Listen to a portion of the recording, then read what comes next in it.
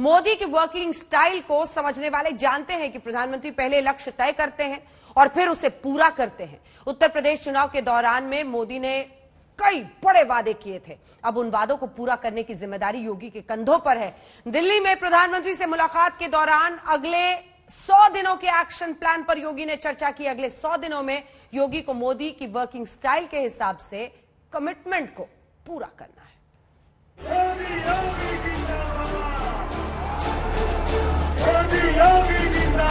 प्रदेश की जनता जनार्दन का आभार। जल्द योगी आदित्यनाथ की ताजपोशी हो, लेकिन ताजपोशी से पहले ही योगी आदित्यनाथ ने अगले 100 दिनों का एक्शन प्लान बना लिया।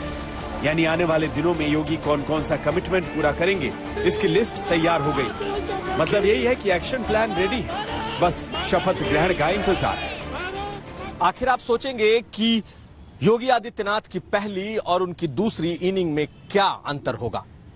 योगी आदित्यनाथ ने जब प्रधानमंत्री से दिल्ली में मुलाकात की जीत के बाद तो उन्होंने क्या मंत्र दिया था और किस मंत्र के आधार पर अब योगी आदित्यनाथ की यह दूसरी पारी की सरकार चलने वाली है। मोदी स्टाइल में सरकार चलाएंगे योगी। 100 दिनों में पूरा करेंगे चुनावी कमिटमेंट।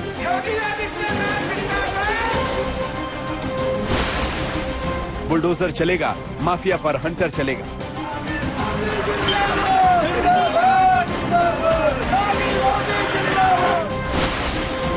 योगी के सरप्राइज गिफ्ट में क्या क्या है?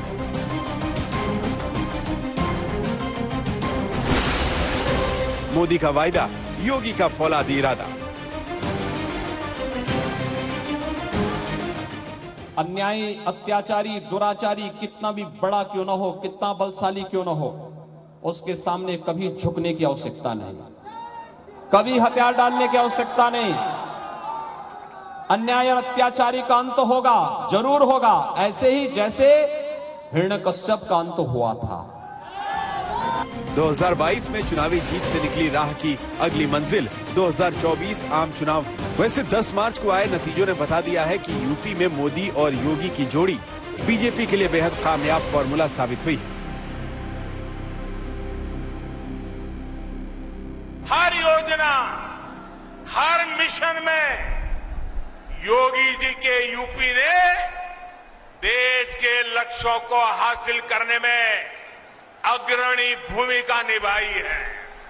वरना मुझे तो याद है, एक दौर था जब यहां शासन प्रशासन गुंडों और माफियाओं की मनमानी से चलता था।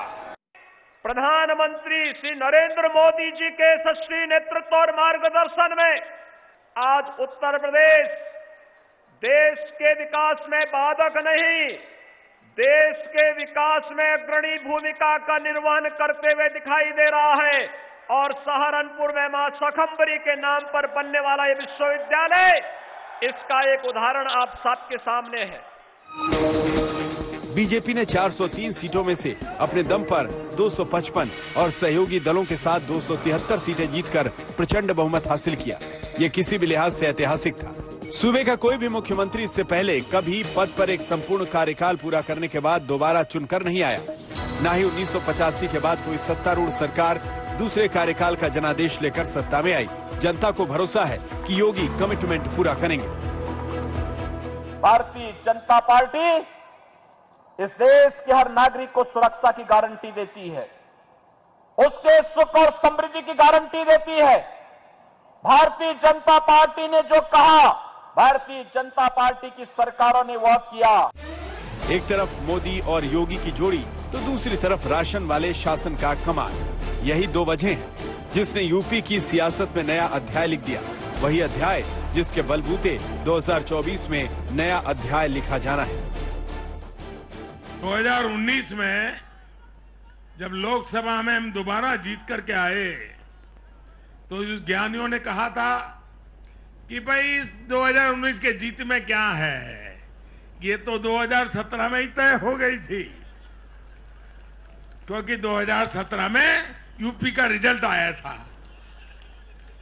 मैं मानता हूं इस बार भी ये ज्ञानी जरूर कहने की हिम्मत करेंगे कि 2022 के नतीजों ने 2024 के नतीजे तय कर दिए हैं। नई सरकार में आने के बाद नौकरशाही में कितना बदलाव होता है ये तो कहना मुश्किल है, लेकिन 100 दिन के एजेंडे पर सरकार का कामकाज शुरू हो चुका है। अधिकारियों से लगातार योगी आदित्यनाथ फीडबैक ले रहे हैं और शपथ के तुरंत बाद एक्शन में भी दिखाई देंगे।